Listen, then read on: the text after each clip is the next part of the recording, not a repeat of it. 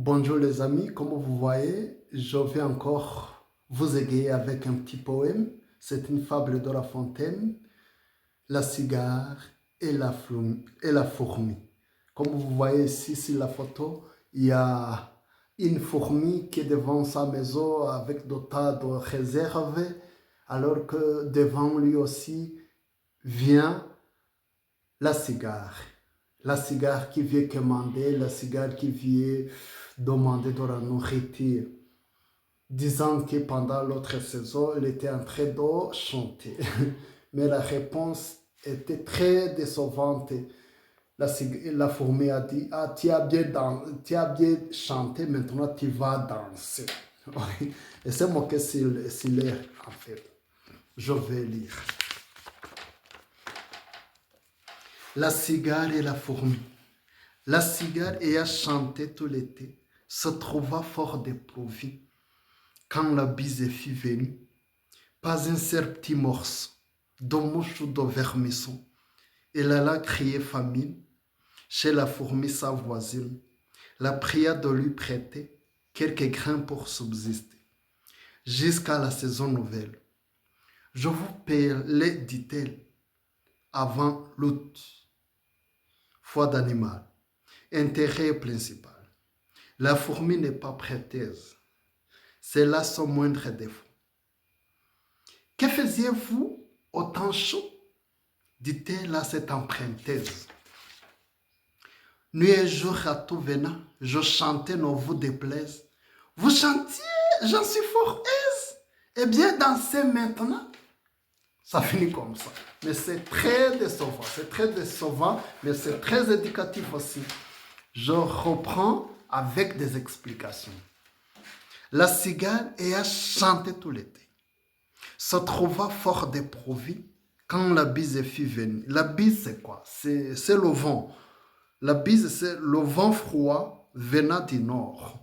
En fait, pendant l'été, pendant la saison chaude, la cigale était en train de chanter. La cigale ayant chanté tout l'été se trouva fort dépourvue quand la bise fut venue. Pas un seul petit morceau de mouche ou de vermisson. Tu vois, pas un seul petit morceau de mouche ou de vermisson. La mouche, le vermisson, ce sont les choses, ce sont les petits insectes qui, qui en fait, que la cigare pouvait manger peut-être. Elle alla crier famine. Elle est allée crier famine, déplorer sa condition chez la fourmi sa voisine. En fait, ils étaient peut-être dans les mêmes conditions climatiques. C'était des amis. Mais d'un côté, la fourmi avait fait des réserves, tandis que la cigale a passé son temps à chanter, à composer des poèmes. La pria de lui prêter quelques grains pour subsister, jusqu'à la saison nouvelle. Je vous paierai, lui dit-elle, avant l'août, foi d'animal, intérêt principal. La fourmi n'est pas prêteuse, c'est là son moindre défaut. Que faisiez-vous au temps chaud, dit-elle à cette emprunteuse. Que faisiez-vous au temps chaud, dit-elle à cette emprunteuse. Emprunteuse vient du mot, du verbe emprunter. Emprunter quelque chose. Peut-être tu n'as pas de stylo, tu n'as pas de bic ou le stylo, tu vas emprunter ça chez ton ami, un ami peut te prêter. Mais ici, c'était le cas de la nourriture. Il a dit, prête-moi quelque chose, je vais manger. L'autre lui a demandé, que faisiez-vous? Il a dit, la fourmi n'est pas prêteuse, c'est là son moindre défaut. Qu'est-ce que faisiez-vous au temps chaud? Dit-elle à cette emprunteuse. Nuit et jour, à tout venant, je chantais, ne vous déplaise. Vous chantiez, j'en suis fort aise. Eh bien, je dansais maintenant. C'est ça, la morale que ça nous donne, c'est en fait, ça nous éduque, ce poème, cette fable nous éduque à travers la conversation de ces deux petits animaux. Nous sommes invités à travailler, mais seulement, oui, chanter même, c'est aussi du travail. Mais ça nous invite à épargner, à penser à notre avenir. Demain peut-être incertain. Si tu mais aujourd'hui, si tu connais danser, si tu connais chanter, ça peut te produire beaucoup d'argent. Vous savez, les artistes produisent beaucoup. Mais si tu te mets seulement dans ta chambre et que tu danses et que tu chantes, ça, ça peut virer même à la folie. Il faut viser aussi les économies, il faut viser les followers, les views, puisque ça peut te rapporter des choses. Je pense que c'est tout. Qui sommes-nous? Nous sommes Peter Cleva Lulangwa, Pierre Claver Lulangwa. Nous enseignons en fait la philosophie, nous enseignons la littérature. Nous enseignons la littérature, ce qu'on appelle Ubuvanganzo. Mais au cœur de nos livres se trouve un grand auteur hollandais de nationalité, mais d'origine juive.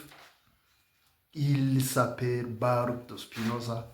Cet auteur très important nous dit que Dieu n'est pas une personne.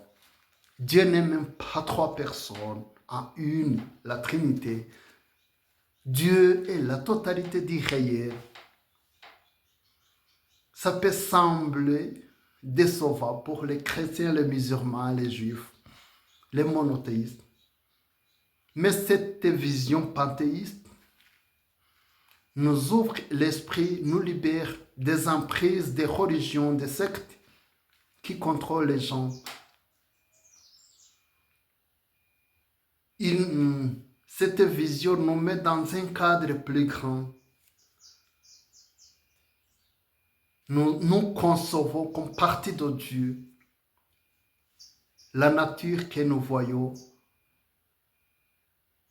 Ce que nous voyons, c'est la partie aussi de Dieu. Nous avons aussi un aspect éternel, puisque nous faisons partie de quelque chose qui est éternel, qui est Dieu. Dieu est éternel. Mais Dieu n'est pas une personne. Dieu ne peut pas être affecté par ce que nous disons comme des prières ou quoi, des supplications. Il n'y a pas un Dieu qui va changer les lois de la nature juste pour complaire à ceux qui prient, à ceux qui sont dans la souffrance. Quand un volcan est en action, les gens peuvent mourir, les maisons peuvent être détruites. Mais cela ne va pas affecter Dieu. C'est à nous d'étudier les lois de la nature, de prévenir les laves, l'action des volcans, de prévenir les conflits sociaux, de prévenir les accidents de route, tout ça. Merci. Je vous souhaite une bonne méditation. Comme aujourd'hui aussi c'est Eid al-Fitr pour les musulmans, nous respectons ce qu'ils font. Nous ne sommes pas musulmans, nous ne sommes pas chrétiens, mais nous respectons les choses là. Mais il faut que ces choses aient leur propre place. Ils ne doivent pas occuper toute la place dans la vie des gens. Il faut que les gens aient la liberté de penser pour eux-mêmes. Pas toujours penser que Dieu va venir et les sauver. Il n'y a pas un Dieu sauveur. Dieu, c'est toute la réalité. Ce qui te fait souffrir, ce qui te fait fêter, célébrer, tout ça, ce sont des aspects de Dieu. Ça, c'est la philosophie de Spinoza. Vous voyez, ça fait écho à ce que un autre auteur a dit, l'auteur qui a écrit ce livre. Das Spark Zarathustra. Das Spark Zarathustra. Ou bien Ainsi parla Zarathustra. Le titre original c'est Also sprach Zarathustra. Sprach, du verbe sprechen, parler. Ainsi parla Zarathustra. L'auteur Nietzsche a dit quoi? Qu'est-ce qu'il a dit? Il a dit qu'il faut aimer le destin, il faut aimer la vie, la réalité telle qu'elle est. Pas chercher à changer les choses, mais aimer la réalité. Pas accepter tous. Non, aimer la réalité. Tu ne dois pas chercher à enlever quelque chose. Pour vous expliquer ça, je vais commencer à... Je peux faire allusion à quelque chose qu'il a dit. L'éternel retour. Il n'a pas dit que tout va encore retourner. Mais il a dit, imagine que tu es en train de marcher dans la forêt et qu'un moustique te pique et que brusquement tu rencontres un génie, un magicien, quelqu'un qui te dit, tu vas directement mourir. Mais je te donne la chance de ressusciter. Mais lorsque tu vas ressusciter, tu vas répéter tout ce que tu as fait dans la vie. Si un jour ton maître de corps t'a frappé, il va encore te frapper. Si un jour on t'a donné un cadeau d'anniversaire, tu vas recevoir le même cadeau. Tu vas voir les mêmes amis. En fait, tu vas oublier que tu as vécu ça. Mais tu vas reprendre. Est-ce que tu es content de reprendre à zéro tout ce que tu as vécu? Avec cet exemple, Nietzsche nous met devant un choix. Dans cette situation, deux profils se forment. Le premier profil, quelqu'un sera déçu. Il va dire, je ne veux pas devenir malade encore. Mais quelqu'un d'autre va dire, j'ai été malade, je vais encore devenir malade à 15 ans. Mais à 17 ans, je vais faire un voyage très plaisant, très agréable. Un jour, on m'a frappé dans la forêt.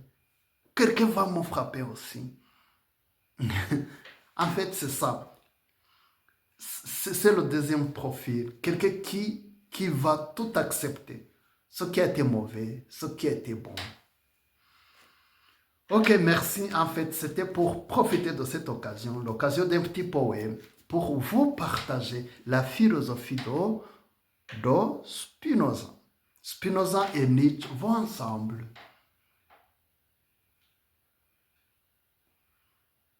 Bonne journée.